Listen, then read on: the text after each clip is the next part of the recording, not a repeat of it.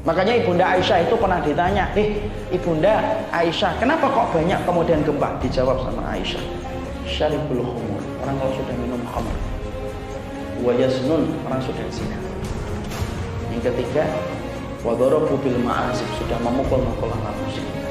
Qarallahu fi samai, Allah kemudian cemburu di atas langit, berkata kepada bumi, ya lil ard tazalzal, bumi kamu itu bergerak-gerak, bernafaslah.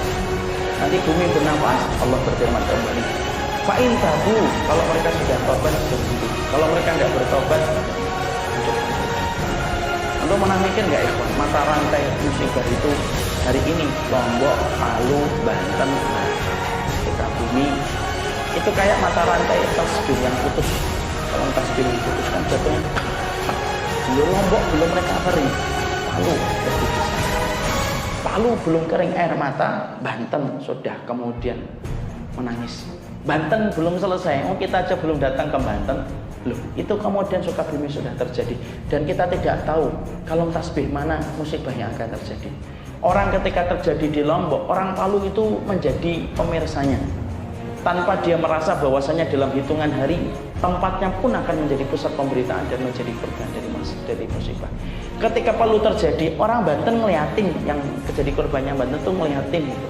Tanpa dia menyadari bahwasanya kejadian di Palu itu pun dalam hitungan hari dia itu pun akan menjadi korban dari itu. Ketika kejadian di Banten, orang Sukabumi ngeliatin, tanpa dia menyadari sebentar lagi dia pun akan menjadi bagian dari pemberitaan. Dan itu selalu ada kaitannya. Itu selalu ada. Padahal hari ini zina itu sampai kemudian dikatakan oleh Rasulullah, hatta ila tashtaraftumuhu fit tariqi la fa'atum. Sampai kemudian Rasulullah itu mengatakan akan datang satu masa umatku akan mengekor kepada Yahudi dan Nasara. Saking mereka mengekornya kepada Yahudi dan Nasara, sampai parahnya mereka mengekor itu, kalaupun Yahudi dan Nasara mempertontonkan bagaimana perzinahan, maka akan ada di antara umatku yang akan mempertontonkan perzinahan di pinggir jalan, persis sebagaimana Yahudi dan Nasara itu berzina di pinggir jalan. Sekarang zina itu di package yang bagus, dakwah aja packagingnya nggak bagus gitu, ya, sampai kemudian orang itu berzina itu di pinggir-pinggir jalan.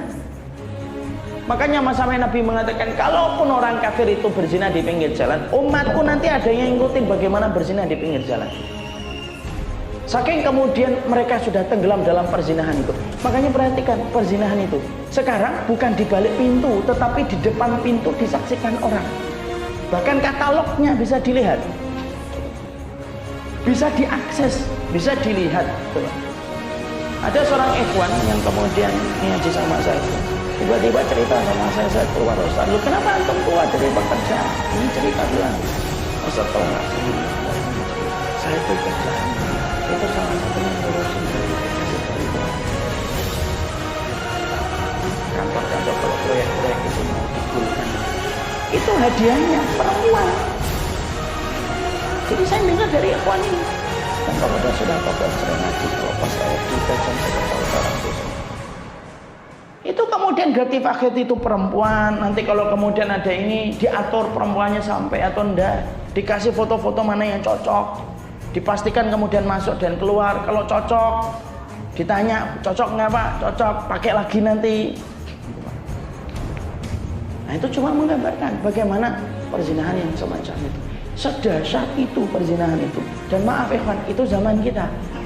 Anak dan antum bisa bayangkan itu kalau kita punya anak perempuan 10-20 tahun, anak perempuan kita semakin dewasa, kita membiarkan masalah itu, lalu kita tidak melaksanakan amar ma'ruf nahi mungkar, wallah, Allah akan kasih hukuman itu. Kalau tidak kita, melalui anak-anak kita kalau kita diamkan.